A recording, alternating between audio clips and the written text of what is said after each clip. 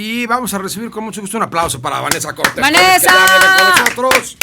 Y aparte nos trae fútbol y literatura. ¡Qué maravilla! ¡Qué bonito! ¿Qué tal? ¡Qué bonito! Ya deberían de darme como una hora. No, en el programa. No, no es cierto. Usted venga, Oigan, usted venga. ¿Saben que como está la fiebre ahora con lo del... Me acordé del álbum Panini, es que no sé si... Claro. ¿no? Entonces, todos los niños empezaron a preguntarles que si ya lo vendían, que si llegaba, que no llegaba.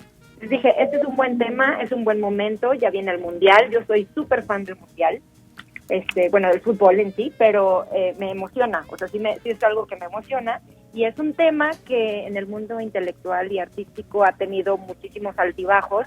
Hay quienes lo han desdeñado, criticado, ofendido, ¿no?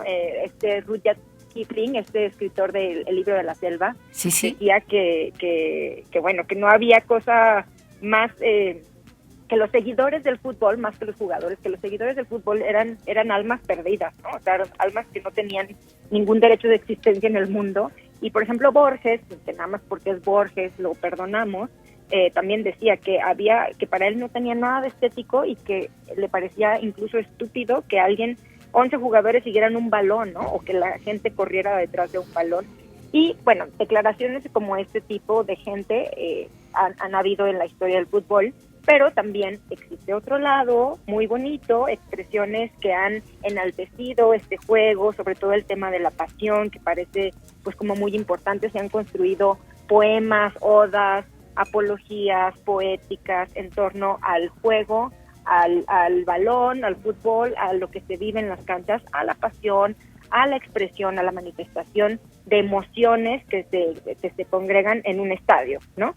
Y bueno, te traje 3 recomendaciones, porque siempre hablo de los mismos. Acuérdense que mucho del boom latinoamericano, o sea, con García Márquez, Vargas Llosa, Sábato, Netti, Benedetti, todos estos uruguayos que son tan futboleros, han hablado mucho sobre el fútbol, o sea, son queridos y fanáticos e hinchas, o como le quieran llamar, del fútbol, y hay clásicos, ¿no? Bueno, Villoro es el gran mexicano, sí. Exactamente, ¿no? Tiene muchos libros sobre todo el balón dividido o Dios es redondo, donde habla sobre esta manifestación del fútbol en torno a desde los jugadores, lo que se vive internamente, hasta sí. las gradas, ¿no? La gente que lo apoya. Que además padrísimo por parte de Villoro, porque él ha intentado jugar, él ha estado en diferentes posiciones, o sea, ha estado dentro y fuera de la cancha, y como Así escritor alcanza a reflejar como estos 2 escenarios, estas 2 perspectivas. Le va el Necaxa a Juan Villoro.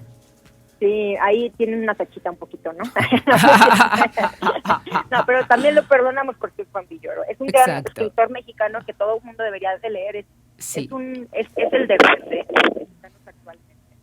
Pero bueno, además de Villoro, que ya lo conocen, en torno a incluso pueden bajar en YouTube conferencias que ha hecho, o dicho más bien, sobre el fútbol, que son un agasajo, ¿no? Que podemos entender cómo combina el arte con el deporte. Eso es algo que a mí me gusta promover mucho, pero también les traje a un escritor premio Nobel, poco leído, poco conocido, y tiene muchísima producción literaria, Peter Handke, escritor austriaco, premio Nobel de literatura en 2019, que escribe también sobre fútbol, le gusta, tiene incluso un libro cortito, El miedo del portero ante el penalti. Anda. Así lo pueden encontrar. Hago un paréntesis aquí. Yo jugué de portero, entonces yo defiendo a todos los porteros del mundo, y resulta que literariamente... ¿Eso te forja en la vida, Vanessa? ¿Jugar de portero? Bueno. Oye, ¿de portera? Es lo máximo. Luego hay mucha gente que no sabe, que dice que el portero es el futbolista frustrado, ¿no? Y no, le digo a mis hijos, bueno, a mi hijo que quiere ser portero, le digo, es el estratega, es el que ve, es el que tiene la visión, el horizonte, el que acomoda, el que tiene la estrategia ante su mirada, ¿no? Y el estrés más fuerte a la hora de las atajadas. Claro, sí, si lo paras es porque el otro falló, pero si lo meten es porque tú fallaste, ¿no? Claro. Perdón que te interrumpa, pero sí es muy importante. El fútbol, a los que nos gusta mucho el fútbol, realmente sí es como la vida. A mí me cuesta luego trabajo cuando tengo cualquier otra cosa que hacer en la vida que no sea ver fútbol. O sea, explicarle a la gente que no le gusta el fútbol o que no entiende el fútbol que gracias a Dios la mayoría de la gente lo entiende, pero hay muchos casos que no. Porque mis analogías siempre van con el fútbol. Siempre Claro. las cosas de la vida, de la chamba, de la política, inclusive de muchas cosas, las trato de equiparar con el fútbol, y a la gente le resulta mucho más sencillo entenderla porque la vida es como el fútbol. Entonces, me parece fantástico el tema y te interrumpí, pero continúa con Peter Está Handke. muy bien.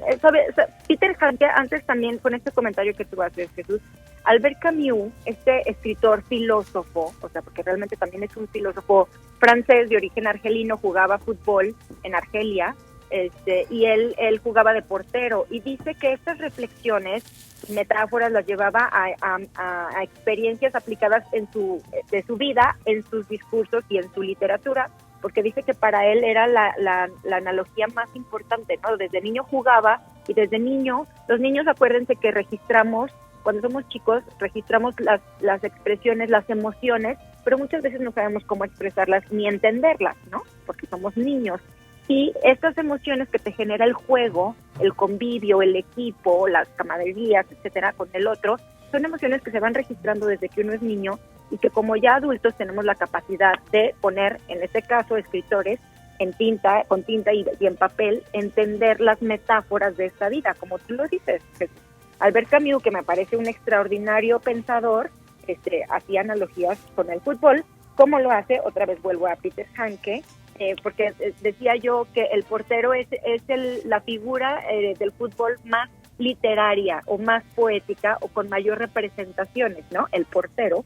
Y bueno, pues esta historia es totalmente de un portero. La historia no se lleva a cabo en la cancha, sino más bien el portero es expulsado del equipo y se convierte en asesino de una cajera de un centro comercial o de un cine, algo así.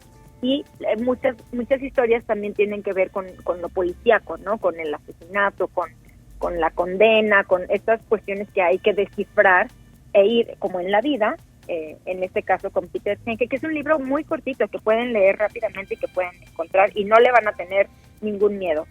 Ya hablando, esta es ficción con Handke, que premio Nobel de Literatura, ya es ficción, es un cuento, es una novela corta, pero acuérdense que está Eduardo Galeano, este escritor uruguayo. Él es mi favorito en estos temas futboleros, sí, no lo puedo ¿sabes evitar. por qué? Porque habla de también el aspecto antropológico, sociológico. O sea, y es un gran observador, ¿no? Entonces los matices narrativos de Galeano siempre son muy disfrutables, Vane. Así es, y también escribe ficción. Entonces recordemos que estos escritores que zigzaguean por el lado de la antropología, sociología, psicología, y luego la combinan ficción con historias de ficción, no, bueno, pues te dan un manjar, claro, ¿no? De libros. Él tiene El fútbol a sol y sombra, donde habla específicamente de casos del fútbol, lo que afecta, los problemas que han surgido en la política, en la sociología, en la economía, en el mundo. Y tiene otra historia que también, un poco más de ficción, Cerrado por el fútbol, ¿no? Así lo llamaba, cerrado, la puerta clausurada por el fútbol. Cuando empieza el mundial, yo les digo a mis hijos, no me molesten, no me interrumpan, porque su mamá está viendo el fútbol. O sea, es un poco como Galeano lo decía.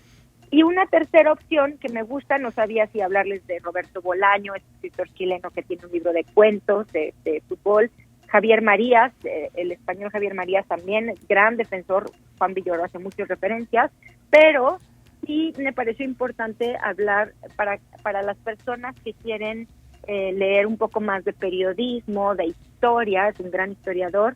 Kapuczynski, que ustedes lo deben de conocer, claro. Ryszard Kapuczynski, este escritor polaco, bueno, que a mí sus libros me encantan porque es impresionante lo que hace vibrar con sus reseñas periodísticas, ¿no?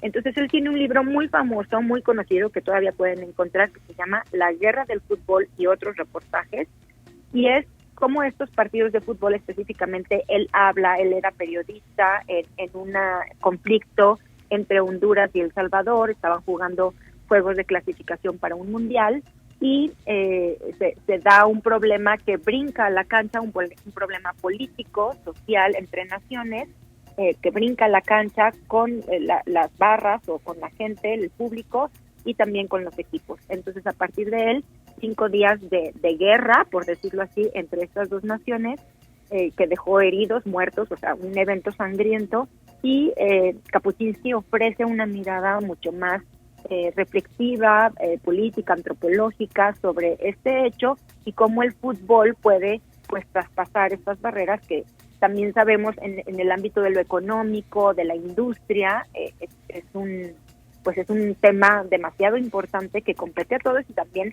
pues cómo no, a México, ¿no? Ustedes saben tantos datos, más que yo, de lo que sucede, por ejemplo, ahora en el Mundial. ¿Cuántos mexicanos van al Mundial que suelen ser los aficionados que más participan en eventos de esta talla o internacionales, ¿no? O sea, es un evento que a México lo mueve, para bien o para mal. ¿Cuántos hechos hemos tenido recientemente? Lo que sucedió en Querétaro, por ejemplo, que a mí me dejó con noches sin dormir, lo que sucedía y bueno, cómo se maneja esta dinámica donde el arte y la cultura obviamente también juegan un papel importante con este tema, el que vamos a disfrutar. Fíjate que ya nada más para complementar, me gustaría incluir a Benedetti, que es uno de mis favoritos de la poesía mundial. Sí, también uruguayo, además. Sí, claro. Uruguayo. Y él tiene un cuento muy famoso que se llama Puntero Izquierdo, que es el cuento con el que se empezó a tratar en la literatura hispanoamericana el fútbol de una manera diferente. Evidentemente, pues no es un cuento de fútbol que no habla de fútbol, que habla de la vida y de las decisiones que uno toma y que tiene justamente el contexto de estas analogías en las que uno va navegando por la vida de una mejor forma porque siente que está teniendo la posibilidad de meter finalmente el gol. Gracias por todo, Vane. ¿Mande? No, nada más quería mencionar, sí hay escritoras mujeres, digo muy poquitas, pero últimamente han incursionado. Hay una escritora española, Ana María Moy, que habla tiene cuentos de fútbol, y recuerdo, hay una entrevista que hizo Marguerite Duras, esta escritora, pensadora, filósofa, le hizo a Michel Platini, y Platini decía que nunca en su vida había tenido un acontecimiento tan difícil y tan complicado como la entrevista que le hizo Marguerite Duras a él, que no la va a olvidar. Bueno, ya murió obviamente, pero está esa entrevista, y él decía, no entendía nada, me hablaba con metáforas y poemas, que después supe que eran metáforas, pero no entendía nada, y dice que eso fue el evento más difícil y complicado de cualquier otro partido que hayan jugado Platini. Pero bueno, son incursiones importantes de las mujeres que pueden encontrar y que pueden leer ahora que va a empezar el Mundial en el mes de noviembre. Ahí está, un sinnúmero de opciones. Yo ya le estoy echando el ojo al de Kapuscinski, que no lo he leído, entonces es un librazo. Sí, La guerra del fútbol, hay que hacérsela entonces. Es un librazo clásico para cualquier estudiante de comunicación, periodista, etcétera. Me parece que es indispensable. Todo Kapuscinski, obviamente. Claro, ¿no? Todo Kapuscinski. Y sabes que Galeano, como tú dices, Galeano en este sentido tiene una mirada muy aguda. Y los uruguayos, en Uruguay hay 100 vacas, 5 escritores y 5 uruguayos, es decir, hay un escritor. El paisito es el paisito y lo queremos un montón. Sí, yo los amo. Sí, yo también, ¿no? Es más, yo no conozco un solo uruguayo que me caiga gordo hasta la fecha, la mera verdad, ni uruguaya. Y que esté feo. La verdad es que soy muy afortunada, además, ¿no? Uruguay es un país que en el fútbol también tiene una filosofía de vida. Es un país pequeño, que todo es futbolero. Sí. Tú no puedes creer la cantidad de futbolistas de primera línea que tiene. Y de equipos. Y la famosa garra charrúa, que dicen, nosotros somos un país pequeño, tenemos que ganar juntos. Todo. Sí, pero aparte de escritores y poetas, impresionante. Yo te puedo armar una lista de 10 escritores importantísimos actualmente de Uruguay, que no tienen ningún premio Nobel, y Uruguay también en el aspecto de por ejemplo, el voto femenino fue el primer país, la legalización del aborto, es decir, van a la vanguardia, es el país más avanzado de América Latina. Y les quiero decir que es más chico que San Luis Potosí, ¿eh? No, bueno. O sea que sí se puede. Tiene 3,5 millones de habitantes. Sí, por eso te digo que hay más vacas que habitantes. Hay más vacas que uruguayos. Y ahí es donde nace el mate, realmente. Luego los argentinos se lo quieren adjudicar. Sí, claro. Oye, y además ellos dicen que en Tacuarembó ahí nació Gardel, ¿no? Ellos también defienden que Gardel es uruguayo y hay todo un hito alrededor de esa situación. Pero ellos dicen, Gardel es de Tacuarembó, así que... Bueno, y los primeros campeones del mundo. Además. ¿no? En fútbol, o sea, un paisito Uruguay, que es un paisototote. Vámonos a Uruguay. Vámonos ya. 1, 2, 3 por mí, por todos mis amigos. Gracias, Vane. Gracias a ustedes. Un gran abrazo.